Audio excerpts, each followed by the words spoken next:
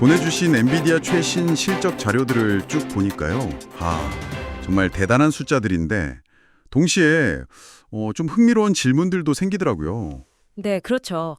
이 AI 시장을 뭐랄까 완전히 꽉 잡고 있는 것 같은데 이 거인이 과연 계속 이렇게 갈 수 있을까? 뭐 이런 생각들이요. 맞습니다. 오늘 이 자료들을 보면서 엔비디아의 현재 그리고 또 앞으로 넘어야 할 과제는 뭔지 좀 깊이 파헤쳐 보는 시간을 갖겠습니다. 네, 그야말로 뭐 폭발적인 성장세죠. 엔비디아 실적 발표는 이제 AI 산업 전체의 어떤 온도를 보여주는 지표나 마찬가지니까요. 그렇죠. 보내주신 자료들 보니까 정말 주목해야 할 지점들이 명확하게 보이더라고요. 네네. 단순히 숫자만 보는 게 아니라 그 의미를 좀 깊게 들여다보는 게 중요할 것 같습니다. 우선 실적 얘기부터 해야 할 것 같아요. 이게 2025 회계연도 1분기 매출이 440억 6천만 달러.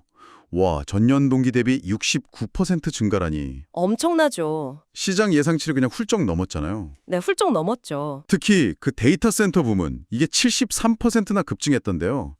이건 뭐 전부 다 AI 때문이라고 봐야겠죠? 정확합니다. 네, 그 데이터 센터 매출 391억 달러?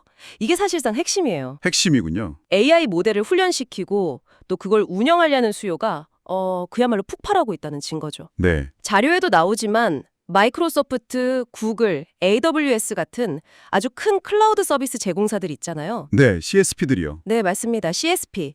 이 회사들이 엔비디아의 최신 AI 칩, 특히 이제 곧 나올 블랙웰 GPU를 확보하려고 어마어마한 투자를 쏟아붓고 있어요. 이게 바로 성장의 가장 큰 동력인 겁니다. 그렇군요.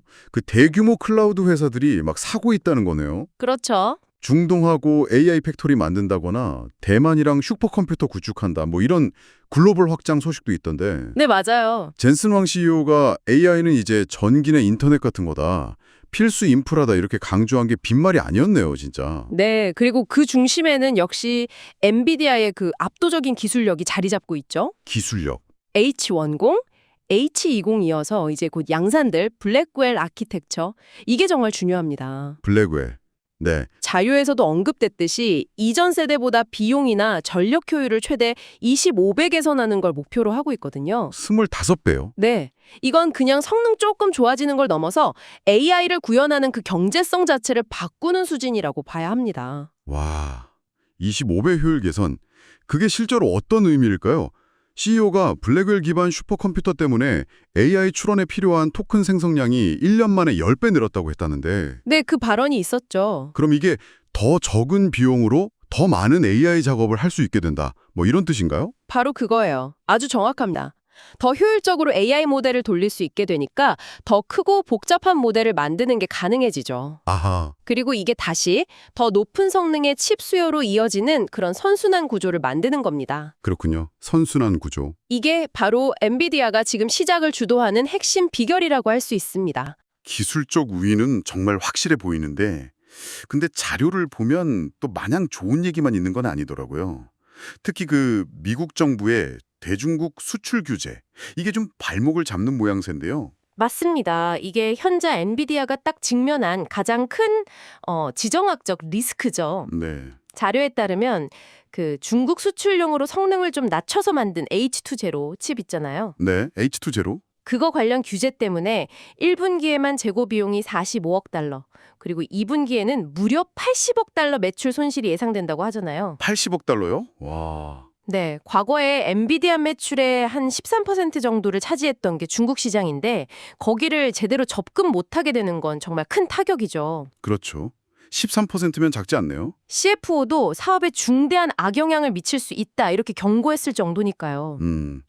성능 조정한 H2 제로 개량 모델이나 아니면 가격 낮춘 블랙웰 GPU로 대응한다고는 하는데 그 효과는 좀 지켜봐야겠네요. 그렇죠. 아직은 좀 불확실하죠. 게다가 뭐 화웨이 같은 중국 자체 AI 칩 기술도 계속 발전하고 있다고 하니까 이 지정학적 긴장감이 엔비디아 독주에 좀 제동을 걸 수도 있겠다. 이런 생각이 드네요. 네, 충분히 그럴 수 있습니다.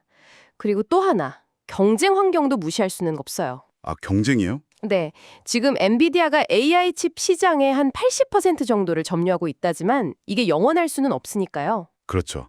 80%는 정말 대단하긴 한데 자료에도 나오듯이 AMD가 MI300 시리즈로 데이터 센터 쪽에서 꽤 빠르게 추격하고 있고 연간 한 11억 달러 매출 전망이던데요. 네, 봤어요. AMD도 꽤 크네요. 네, 인텔도 가우디 시리즈로 도전하고 있고요.